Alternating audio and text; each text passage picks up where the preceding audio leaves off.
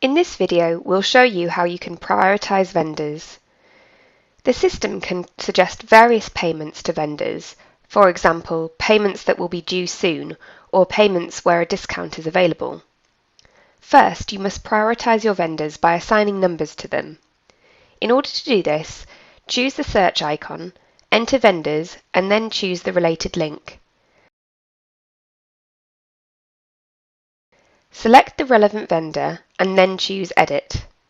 In the Priority field, enter a number.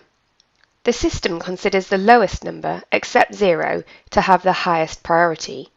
So, for example, if you use 1, 2, and 3, then 1 will have the highest priority.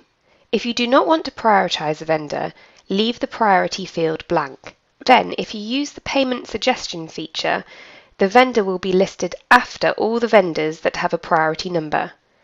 You can enter as many priority levels as necessary.